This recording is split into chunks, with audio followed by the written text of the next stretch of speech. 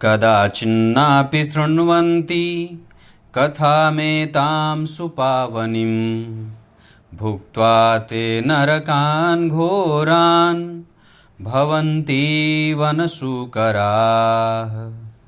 कथायां कीर्त्यमानायां विघ्नं कुर्वन्ति ये खलाः कोट्यब्दं नरकान् भुक्त्वा भवन्ति ग्रामशूकराः।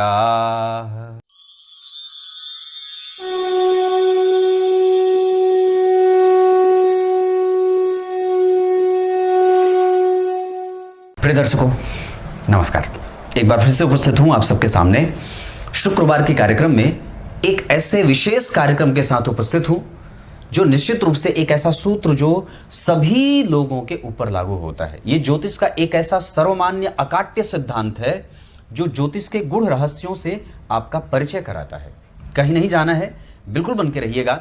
ये चक्र लग्न का है, मतलब ये सूत्र जो मैं बताऊंगा ये वस्तुतः इसे आपको लग्न कुंडली से देखना है।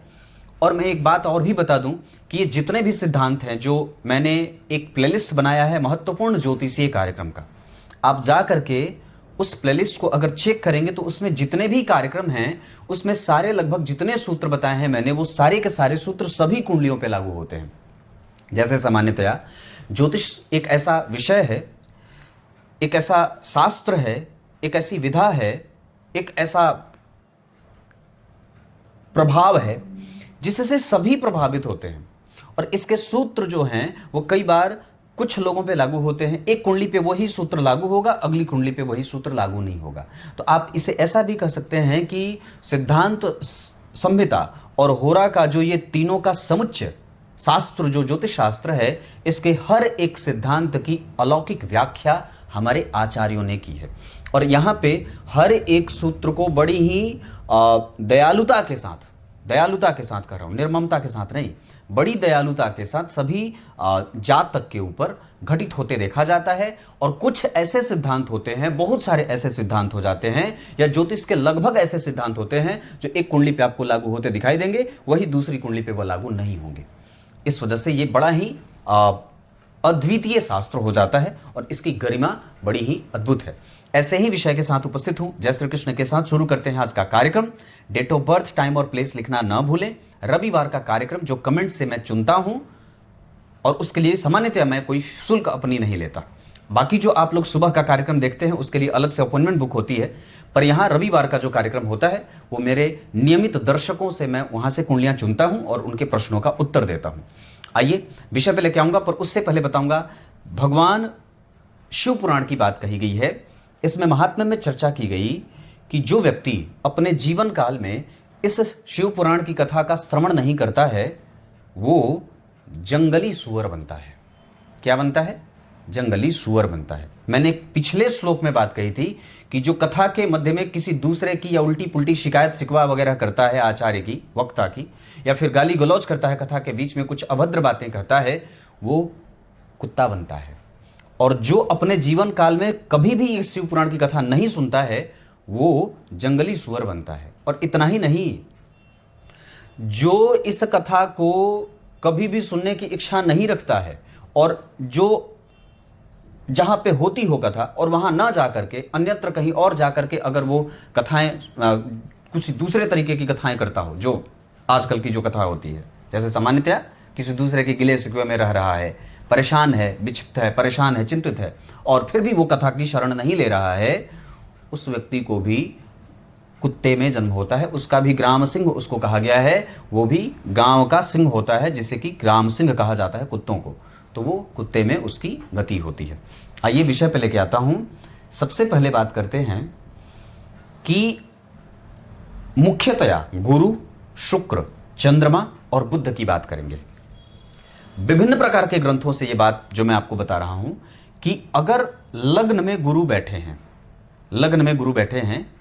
या गुरु को हटा देते हैं, लग्न में सूर्य बैठे हैं या सूर्य को हटा देते हैं, बुध लग्न में बैठे हैं, मान लीजिए चौथे भाव की अगर चर्चा हो रही, ध्यान से समझिएगा, अगर चौथे भाव की चर्चा हो रही है, यहां पे गुरु उच्च के हो गए और यहीं पे गुरु यहां उच्च के हो गए और शुक्र मान लीजिए सप्तम भाव में उच्च के हो गए, मीन राशि में। ध्यान से समझिएगा, बहुत गहराई से समझना है बात, कि अगर लग्न में सूर्य और बुध उच्च के हो जाएंगे और अगर वही सूर्य और बुध चौथे भाव में उच्च के हो जाएं, 10वें भाव में, 7वें भाव में, यहां पे उच्च के हो जाएं, या किसी भी भाव में, मैं केंद्र की बात ज्यादा कर रहा हूं। लग्न, चतुर्थ, सप्तम और दशम भाव को केंद्र स्थान कहा गया है। ये वो स्थान है जहां व्यक्ति के जीवन में सर्वस्व मिल जाता है, अगर इन सभी केंद्रों में कोई भी ग्रह बढ़िया उच्च का हो जाए तो। पर उसमें भी विविधताएं मिलती हैं। अगर लग्न में सूर्य और बुध उच्च के हो जाते हैं तो बहुत ही भाग्यशाली कुंडली हो जाती है। ध्यान से समझिएगा, क्या बात कही मैंने, कि लग्न में अगर सूर्य और बुध उच्च के हो जाते हों तो ये भाग्यशाली कुंडली का निर्माण कर देते हैं। चतुर्थ भाव में शुक्र और चंद्रमा, ध्यान से समझिए, अभी कार्यक्रम बीच से मत जाइएगा, अभी इसके बाद और भी इसकी मूल बात अभी और भी बताने वाला हूं। तो लग्न में सूर्य और बुध उच्च के हो जाते हों, चतुर्थ स्थान में शुक्र और चंद्रमा उच्च के हो जाते हों, सप्तम स्थान में शनि उच्च के हो जाते हों, दशम स्थान में सूर्य और मंगल उच्च के हो जाते हों, लग्न में गुरु बुध और सूर्य उच्च के हो जाते हों, लग्न में गुरु बुध और सूर्य उच्च के, चतुर्थ स्थान में शुक्र और चंद्रमा उच्च के, और सप्तम स्थान में शनि उच्च के, दशम स्थान में मंगल और सूर्य उच्च के। तो उच्च की राशियां क्या? उच्च का मतलब उच्चस्थ, तुंगस्थ, मतलब उच्च का एक ऐसा क्षेत्र जहां बैठा हुआ ग्रह अपने उस राशि क्षेत्र में। अब उच्च का सिंहासन क्या है भाई? पूछने वाले ने पूछे उच्च का अर्थ क्या है।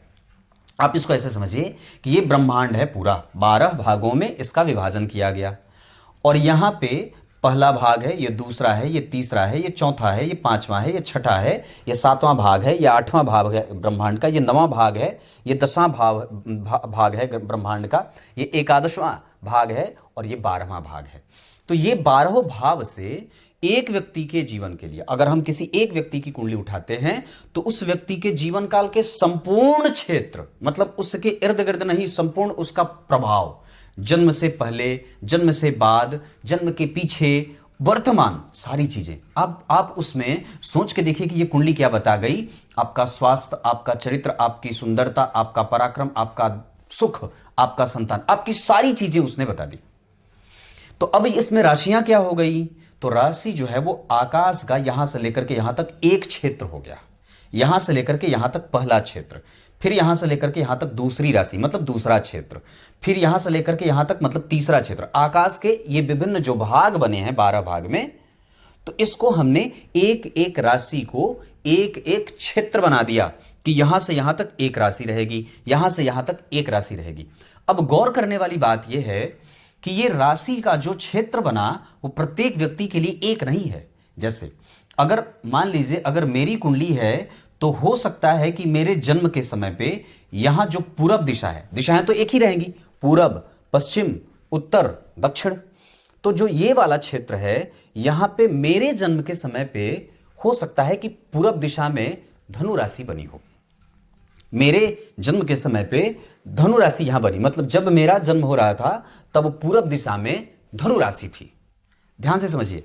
और किसी अन्य व्यक्ति की कुंडली में, जैसे मेरे छोटे भाई साहब हैं, तो उनकी कुंडली जब उनका जन्म हो रहा था तब यहां पे 1 नंबर का अंक लिख गया, यानी कि यहां पे मेष राशि उदय हो रही थी। मतलब जब उनका जन्म हुआ तब पूर्व दिशा में मेष राशि उदीयमान थी। अब यही प्रक्रम जो है वो चलता है विभिन्न जातकों पे कि ये जो राशियां हैं वो स्थिर नहीं है, मतलब वो भावों के आधार पे उनका भाव बदलता रहता है। कहने का अर्थ है कि किसी एक जातक के लिए यहां मेष राशि बनी, दूसरे जातक के लिए उसके जन्म के समय के आधार पे यहां वृषभ राशि बन गई, तीसरे जातक के लिए जिसका समय कुछ दूसरा था तो वहां पे कर्क राशि बन गई, चौथे जातक के लिए जब उसका समय दूसरा था तो यहां पे सिंह राशि बन गई। तो ऐसे ये राशियां विभिन्न, आकाश का क्षेत्र यही है, दिशा यही रहेगी, पर ये भाव के आधार पे राशियों का निर्माण बदलता रहता है। अब एक पिता है जिसकी कुंडली है धनु राशि की, उसके पुत्र की कुंडली तुला की बन गई, मतलब पिता का जन्म सुबह में 9 बजे होता है तो धनु राशि बनी, और पुत्र का जन्म दोपहर में 12 बजे होता है तो वहां पे कुछ और राशि बन जाए। मतलब राशियां बदल रही हैं, राशि में ग्रह बैठे हैं वो बदल रहे हैं। कोई आवश्यक नहीं है कि यहां पे अगर किसी एक जातक की कुंडली के लिए यहां पे गुरु बैठे हैं तो सामने वाले दूसरे किसी जातक की कुंडली में भी गुरु यहीं बैठेंगे। अगर मिल रही हैं चीजें तो ये बात कही जा सकती है कि उस जन्म के समय पे यहां पे फला क्षेत्र में, आरासी का जो क्षेत्र था, पूर्व दिशा में ही गुरु उदयमान थे। ऐसा इसको समझने की बात है, ये गणितीय पक्ष भी है। तो कहने का अर्थ है, मैं क्या बोल रहा था कि यहां अगर सूर्य, बुध और गुरु बैठे हैं, मतलब पूर्व दिशा में ये तीनों ग्रह अगर उच्च के हो जाएंगे तो बड़े भाग्यशाली बना देते हैं। लेकिन इनका जो पूरक क्षेत्र है, तो जैसे पूरब का पूरक पश्चिम हो गया, उत्तर का पूरक दक्षिण हो गया, यानी कि इस भाव में अगर सूर्य, बुध और गुरु उच्च के होते हैं तो मजबूत फल देते हैं, तो अगर यही तीनों ग्रह यहां उच्च के हो जाएंगे तो ये थोड़े कमजोर हो जाएंगे। जैसे मेरी खुद की कुंडली अगर धनु लग्न की बनी तो गुरु यहां बैठे होते तो बहुत मजबूत होते, लेकिन अगर यहां बैठे हैं तो उतने मजबूत नहीं है। इस वजह से मुझे इसका परिणाम भुगतना पड़ेगा, क्योंकि अगर ग्रह विशिष्ट भावों के आधार पर बात करते हैं, तो जैसे सूर्य और मंगल बात करते हैं कि सूर्य और मंगल दक्षिण दिशा में बड़े बलवान होते हैं।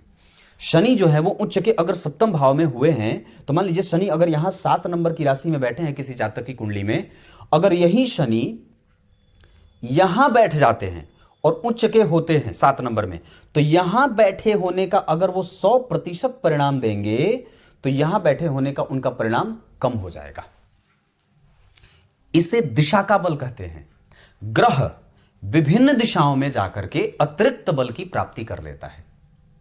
किसी भी ग्रह का 6 प्रकार का बल मिलता है, जैसे वार का बल, मास का बल, पक्ष का बल, है ना। मास, एक माह में जैसे शुक्ल पक्ष की पूर्णिमा तिथि को कौन सा वार था, तो उस वार के मतलब उस वार में शुक्ल पक्ष की पूर्णिमा को जो वार रहा, उस पूरे चक्र में मतलब वो पूरे 1 महीने तक के वो जो पक्ष के जो स्वामी हो गए वो उस वार के अधिपति हो गए। जैसे आपका जन्म अगर मंगलवार को होता है तो आपके वार के अधिपति कौन हो गए? मंगल देव।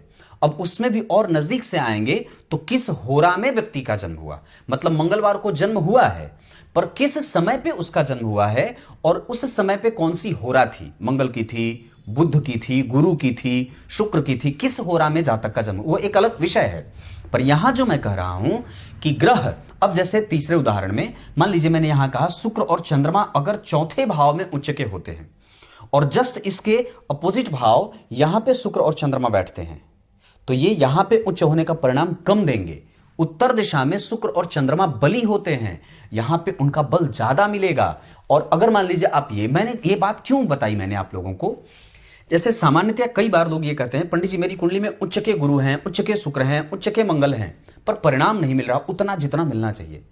तो इस अंतर से ये बात समझ में आती है कि आपका गुरु जो उच्च का हुआ है वो यहां उच्च का हुआ है, आपका जो शनि उच्च का हुआ है वो यहां उच्च का हुआ है, आपके जो शनि उच्च के हुए हैं वो इस भाव में उच्च के हैं, जबकि उनको फल विशेष कहां मिलता है? इस दिशा में, पश्चिम दिशा में। सूर्य विशेष बलवान कब होते हैं? पूरब और दक्षिण में, है ना। मतलब यहां पे वो थोड़े कमजोर बलवान होते हैं, पूर्व दिशा में वो थोड़े ठंडे होते हैं, लेकिन जैसे जैसे वो दक्षिण दिशा की तरफ बढ़ते हैं वो एकदम प्रचंड हो जाते हैं, एकदम बिल्कुल गर्माहट उनकी बढ़ जाती है। तो कहने का अर्थ है कि यहां पे सूर्य और मंगल जैसे दाहक ग्रह जो होते हैं, इसी वजह से जन्म कुंडली के 10वें स्थान पे और जन्म कुंडली के 11वें स्थान पे मैंने ये सूत्र बताया था, ये मैंने ही बात कही थी कि दाहक ग्रहों का प्रभाव बढ़ जाता है, मजबूत हो जाते हैं वो। और इस वजह से चूंकि ये 10वां स्थान जो होता है वो केंद्र का सबसे बली स्थान है, लग्न स्थान से मजबूत 5वां, 5वां से मजबूत 9वां, मतलब सबसे बलवान कौन हुआ? 9वां भाव। अब इसका अंतर मैंने इस कार्यक्रम पे बताया था कि अगर मान लीजिए कोई ग्रह लग्न में उच्च का है, कोई ग्रह पंचम में उच्च का है और कोई ग्रह नवम में उच्च का है, तो उसका यहां का परिणाम ज्यादा मिलेगा क्योंकि वो ये मजबूत त्रिकोण का भाव है। उसी तरीके से ग्रह अगर अपनी दिशा में उच्च का होकर के बैठा है तो वो भाग्यशाली जातक को बनाता ही बनाता है। उच्च के शुक्र यहां जबरदस्त परिणाम देंगे, लेकिन उच्च के शुक्र यहां सामान्य हो जाएंगे। उच्च के मंगल यहां जबरदस्त और अच्छा परिणाम देंगे, अतिशयोक्ति होगी, जो भी बात कही जाएगी वो नहीं होगी, लेकिन यहां पे बहुत मजबूत परिणाम देंगे। अब जैसे सामान्यतया चंद्रमा यहां उच्च के हैं तो अतिरिक्त परिणाम देंगे और बहुत ज्यादा फलदायी होंगे, लेकिन यहां पे कमजोर हो जाएंगे, मतलब अपने पूरक भाव में ग्रह कमजोर हो जाता है, अस्त हो जाता है। सूर्य पूरब में उदय होते हैं, दक्षिण में आकर के दोपहर करते हैं और पश्चिम दिशा में आकर के अस्त हो जाते हैं। पश्चिम दिशा में उनकी रोशनी बिल्कुल कमजोर हो जाती है। अब इसका एक फायदा बताता हूं। फायदा यह हुआ कि लग्न में सूर्य बैठे हैं तो उसका एक अतिरिक्त लाभ हुआ कि व्यक्ति जो है वो उसके सूर्य के गुण उसके दिमाग में, बुद्धि में, स्वभाव में, व्यवहार में देखने को मिलेगा। अब इसका एक फायदा क्या है कि अगर मान लीजिए किसी जातक की कुंडली में सूर्य यहां पे उच्च के हुए हैं, मतलब मान लीजिए यहां पे उच्च के हुए हैं, तो इसका एक अलग से फायदा होगा कि व्यक्ति में गर्माहट थोड़ी कम होगी। अब वो इतना उग्र नहीं होगा जितना यहां पे होकर के उग्र था। अगर व्यक्ति की कुंडली में मंगल यहां उच्च के हुए हैं तो ये व्यक्ति को गर्म और जल्दबाज प्रवृत्ति का बनाएंगे। पर हो सकता है कि जब यहां वो बैठेंगे उच्च के होकर के तो उस व्यक्ति के स्वभाव को इतनी गर्मी नहीं देंगे, क्योंकि यहां पे वो सामान्य हो जाते हैं। तब उनकी जो दाहक शक्ति है, दाहक क्षमता जो है वो कमजोर हो जाती है। मतलब ये बात जो मैंने बताई है ये वस्तुतः दिशा का बल है जो ग्रह को अतिरिक्त बलवान बना देता है। इस वजह से आपको ये बात कम से कम समझ में आ जानी चाहिए कि ये अंतर स्पष्ट हो जाता है कि ग्रह कहां उच्च का हुआ है, किस दिशा में उच्च का हुआ है। ग्रह भावों के आधार पे अपना परिणाम बदलते रहते हैं। जैसे उदाहरण देता हूं, जैसे जातक आप लोग जानते हैं कि सूर्य चंद्र को अष्टम, छठे, 12वें का दोष नहीं लगता, पर इसमें भी ये मैंने ही बात कही थी और आपको कहीं पे ये बात नहीं सुनने को मिली थी। मैंने क्या बात कही कि सूर्य चंद्रमा को छठवें, 8वें, 12वें का दोष नहीं लगता, पर निश्चित रूप से वो उस भाव से प्रभावित होते हैं। दोष तो नहीं लगा, वो दोष युक्त नहीं होंगे, पर निश्चित रूप से उस भाव में, उस राशि क्षेत्र में, आकाश के उस क्षेत्र में जाने के बाद उनको निश्चित रूप से परेशान होना पड़ता है। जैसे सामान्यतया मैंने एक सूत्र और बताया था, नवम, दशम और एकादशवें भाव में सूर्य अतिरिक्त परिणाम देते हैं और अच्छे परिणाम देते हैं, जबकि ये शास्त्र ने यहां तीसरे, चौथे और 5वें घर के बारे में ऐसी कोई बात नहीं कही है। जबकि क्या कहा कि नवम, दशम और एकादशवें भाव में सूर्य जातक को अच्छा बनाते हैं, पर ग्रंथकार ने 12वें भाव के लिए नहीं ऐसा कहा। 12वें भाव के लिए तो शास्त्र ने क्या बात कही कि 12वें भाव में सूर्य है तो व्यक्ति को कपटी, धनहीन, कमजोर, पिता का दूषक, पिता का कमजोर पक्ष बन जाता है। वही बात बुध के बारे में भी शास्त्रों ने क्या कही कि नवम, दशम और एकादशवें भाव के बुध सूर्य के ही सदृश परिणाम करने वाले हो जाते हैं, अकेले भी बैठे होंगे तो। इसका भी अर्थ होता है कि एकादशवें, नवम और दशम भाव में बुध भी अच्छे परिणाम करते हैं। बुध का जो प्रभाव आता है वो सूर्य से मिलता जुलता आता है। इस वजह से इस कार्यक्रम से कम आपको आपकी कुंडली का एक श्रेष्ठ बात पता चल जाती है, एक वस्तु पता, एक जो विषय है वो पता चल गया कि मेरी कुंडली में ग्रह उच्च का कहां बैठा है। लग्न में बैठा तो लग्न में शनि उच्च के हैं कि गुरु उच्च के हैं, तो गुरु उच्च के हैं तो सर्वश्रेष्ठ है। लग्न में शनि उच्च के हैं तो थोड़े कमजोर हैं, उनका उच्च यहां पे ज्यादा श्रेष्ठ रहेगा। मंगल और सूर्य का उच्च यहां ज्यादा भाएगा, शुक्र और चंद्रमा का उच्च यहां ज्यादा परिणाम करेगा, सूर्य, मंगल और सूर्य, गुरु और बुध का यहां उच्च होना ज्यादा परिणाम करेगा। क्लियर है? तब तक के लिए बहुत बहुत नमस्कार।